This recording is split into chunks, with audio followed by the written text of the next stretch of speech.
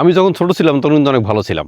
দেখা যাবে যে রেগুলার স্কুলে যেতাম, রেগুলার খেলতাম। কিন্তু যখন বড় হয়েছি তখন আর কথা শুনি না।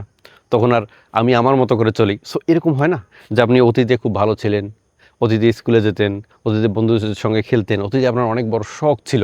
এই অতীতের কথাগুলোকে আপনি কী করে ইংলিশে বলবেন, এই ভিডিওতে আমি শেখাবো যে আপনার অতীতের কথাগুলো কী করে আপনি ইংলিশে বলবেন। এবং যারা অবশ্যই কোর্স করতে চাচ্ছেন, যে কোর্স করে আপনি ইংলিশ শিখবেন, আপনারা আমাদের ওয়েবসাইটে ভিজিট করতে পারেন www.tripletbd.com, এবং আমাদের হোয়াটসঅ্যাপ নাম্বার দেওয়া আছে, হোয়াটসঅ্যাপে নক করতে পারেন। যারা ইংলিশে কথা বলতে চাচ্ছেন এবং 2 মাসের মধ্যে ইংলিশে কথা বলতে চাচ্ছেন একটা কোর্স করে, প্রফেশনাল কোর্স করে, তারা অবশ্যই আমাদের ওয়েবসাইটে ভিজিট করবেন এবং হোয়াটসঅ্যাপে নক করবেন। ছোটোবেলায় আমি প্রতিদিন সকালে উঠে স্কুলে যেতাম।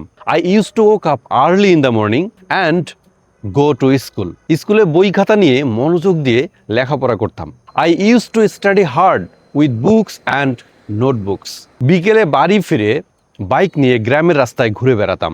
In the afternoon I would ride my bike through village road. ইলিশ মাছ ভাজা ছিল আমার সবচেয়ে প্রিয় খাবার। Fried hilsa fish was my favourite food. বর্ষার দিনে খিচুড়ি আর ডিম ভাজা খেয়ে মন ভরাতাম।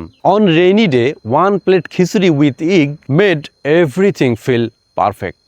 সেই দিনগুলি আর ফিরে আসে না, কিন্তু মনে থাকবে সারা জীবন। Those days never come back, but they will live in my heart forever. ধন্যবাদ।